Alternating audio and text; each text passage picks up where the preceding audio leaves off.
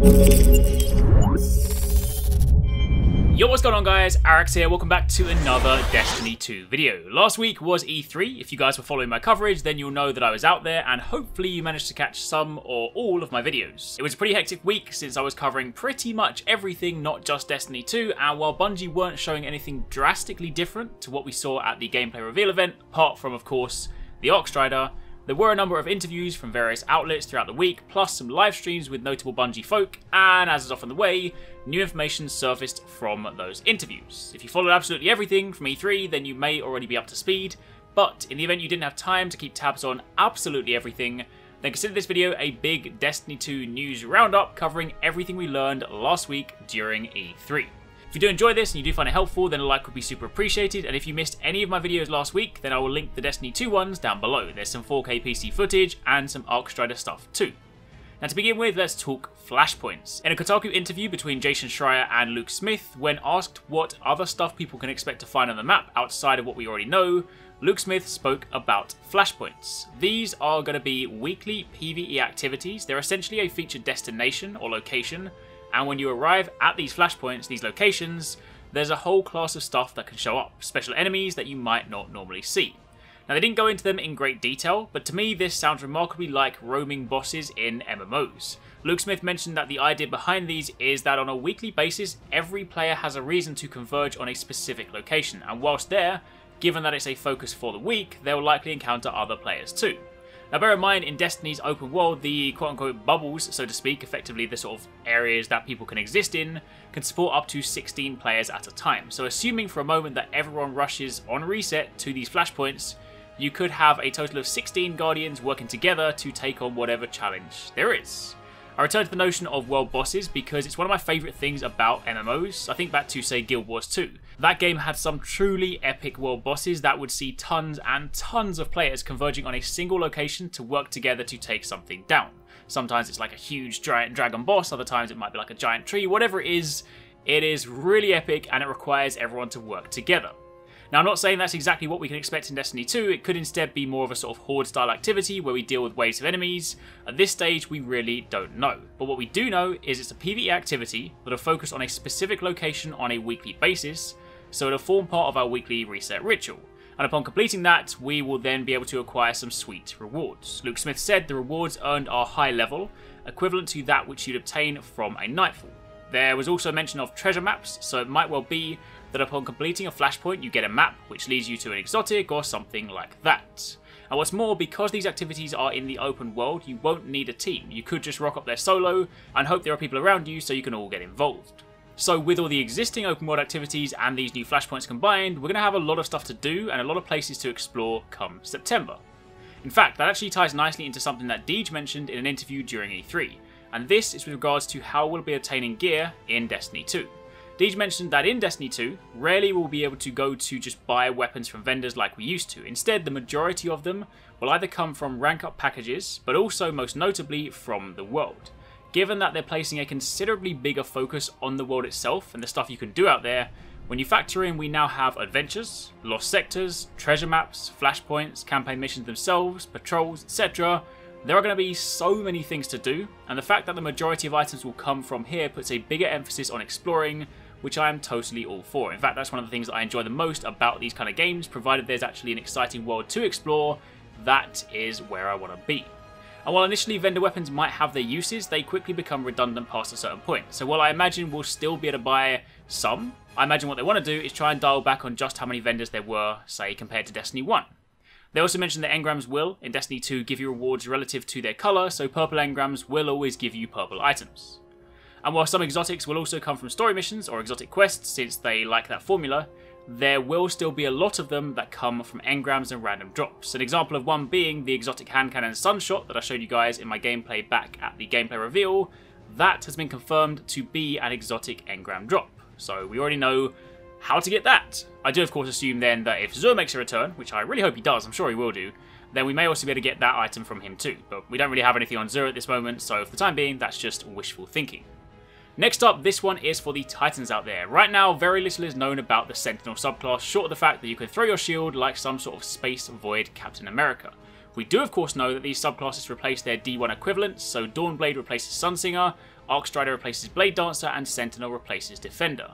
And while for the most part people are cool with this, the one major question for Sentinel was, do we still have a bubble? I mean, so far we've seen nothing but shield gameplay, and while Luke Smith has said in the past that they want to place a stronger emphasis on roaming supers this time around, having people move and play as opposed to just standing on a fixed point, there's no denying that the Ward of Dawn was a pretty useful super in Destiny 1, especially in raid encounters. I go as far as to say it's basically a staple for most teams.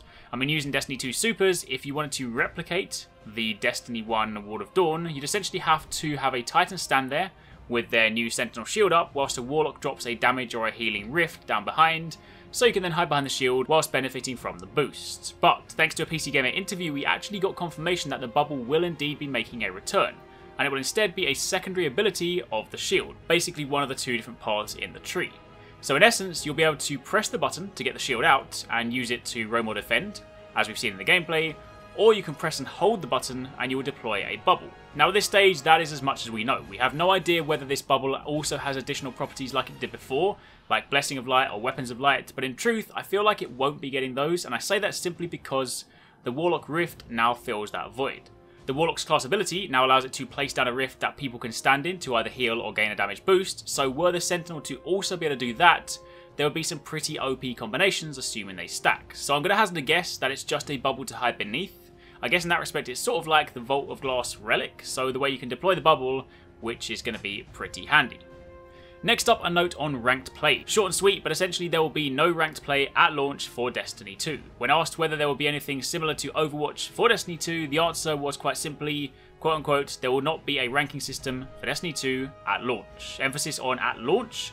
That isn't an outright dismissal of it ever being a thing, but it's just not something that'll be present at the beginning. Similar, I guess, to how we won't have private matches at launch. They said that they want to ensure the new Crucible experience is balanced and in the right place, and when people are happy, they can begin expanding the net and adding more stuff in.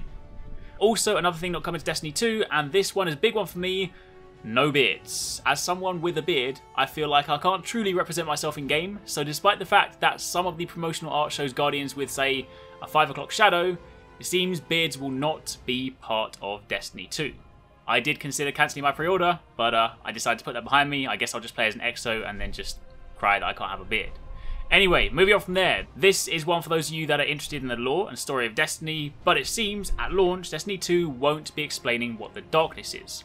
The Darkness for a long time has been this mysterious force that very little is known about, but is also seemingly responsible for a lot of what happens in the world. When you die in game, it says you've been consumed by the Darkness, but in Destiny 2, that screen now says your light fades away. Now initially people took this to mean that the Darkness is straight up being removed from the game. Bungie are brushing it under the carpet and hoping they can just tell a new story, but that's not actually the case. If you've been with Destiny since the beginning, you will know that the year before launch was a troubled time. There was a lot of upheaval internally at Bungie and a call to drastically rewrite a lot of the story, or so the reports say. In truth, we don't really know what happened, but what we do know is the Destiny 1 story had a lot of holes that were somewhat filled with external grimoire.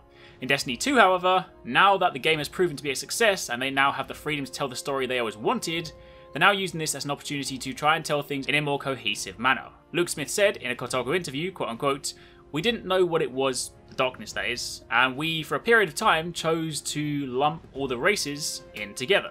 And you can see this in the tooltips in the game, quote unquote minions of the Darkness. So we had taken all the races and said, oh, they'll just be the Darkness. And that's not what the IP deserves, it's like literally not. And so what we're doing in Destiny 2 is that we are deliberately telling a story about the light and what it means to be chosen, and as such we're in the process of removing the term darkness from the game. However, he then follows that up by saying, because when we are going to talk directly about the darkness, we need to know what it is and have a plan for it, and we do. So while at the moment they're not going to be talking about it, and Destiny 2's launch story will focus on the Cabal, the light, and how we were chosen, and how inevitably we would kind of regain our power, in the future, there will come a time when the story of the darkness is told, and when the time does come, the story will be clearer and it'll actually give us an explanation.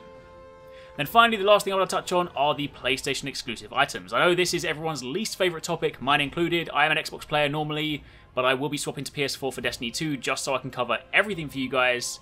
That being said, much like in Destiny 1, Destiny 2 does have a selection of items and maps that will be exclusive to PlayStation players for about the first year. No specific date on when this content will hit Xbox One and PC other than in 2018. The content this time around are 3 sets of armor, one for the Hunter, Titan and Warlock, which in truth don't look that spectacular. As soon as you get your raid gear or your other endgame gear, this stuff quickly becomes redundant, so it isn't exactly a big loss if you're on Xbox or PC. There's also an exclusive co-op strike, Lake of Shadows, which takes place in the European Dead Zone, and again, if you look back in Destiny 1, the exclusive strikes were never the best ones out there, so missing out on one co-op activity, again, isn't a huge loss. There's the expected exclusive Crucible map, Retribution, which again doesn't faze me too much since the exclusive maps in Destiny 1, again, weren't that expiring. There's also an exclusive ship, City Apex, which is merely there to decorate your loading screen. Ships still won't have a purpose in Destiny 2. And finally, this is the only thing that I think most people will be bothered about, and that is the exclusive exotic weapon. This is an exotic sniper rifle called Borealis, and it has 3 different damage modes, Solar, Void and Arc, meaning you can swap them on the fly for any eventuality, which could actually be pretty spectacular for Nightfalls when burns come around. I mean, this could literally become one of those weapons that never leaves your slots, assuming, of course, that it's good. So yeah, missing out on that last one does suck, but if Destiny 1 is anything to go by, then it will likely be next fall, 2018, that everyone else can get in on the action. But that, my friends, is pretty much it. That's a roundup of the most important bits of information that came from E3 last week. There may be a few snippets I missed here and there, and if so, then expect a follow-up video very soon. We're not that far away from the beta now, so within a few weeks we'll all be able to go hands-on with the game again. And of course, in the meantime, I'll keep you guys posted with many more videos. If there's anything you'd especially like to know more about, then let me know in the comments down below and I'll dive a little bit deeper. But until then, thanks for watching, take it easy, catch you next time, peace out.